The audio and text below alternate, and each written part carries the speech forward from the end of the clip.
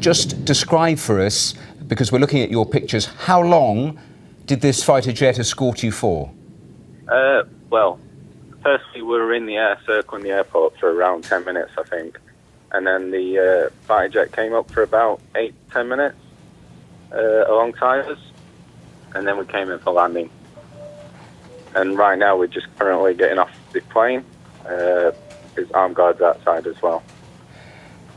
And once you were on the ground, what happened? Well, we parked up somewhere for around 15 minutes, 20 minutes. Half an hour. Yeah. Half an hour. And now we just parked up somewhere else. And yeah, it looks like we're going to get off the plane now. Once the plane had come to a standstill, how much activity was there around the passenger jet? From my side, I didn't see any activity at all. Clearly, you were able to see this RAF escort.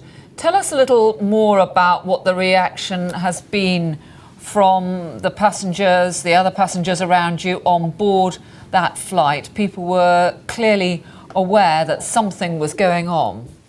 Yeah, I think it was pretty calm all the way through, but I think some people are shaken up. I'm a bit shaken up because I'm thinking, what's going off? But yeah, it was calm all the way through when the fighter jet was there. And just fill us in, this was a flight from Doha, we are hearing. Which exact flight were you on?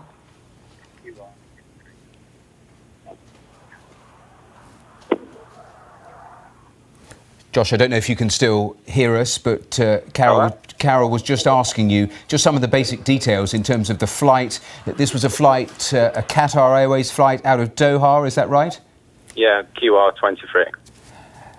And were you always due to come into Manchester, or were you diverted to Manchester? We were meant to come into Manchester around 1:15, I think. Yeah, around that time. And throughout these moments when the passenger jet was being trailed by the fighter jet, were you hearing nothing from the cabin crew, nothing from the pilots? We got nothing from them whatsoever. You said right at the start that it was scary. I suspect that was rather an understatement in terms of watching something like this out of your window for a considerable time. Yeah, I thought it was just like a little one-off, and then realised it stayed for 4 or 5 minutes, and I was thinking a bit of the possibilities. What have you now been told by the emergency services about what is happening? We've not had no contact with him, but what we've seen on Twitter is stories of what I'm not going to mention right now.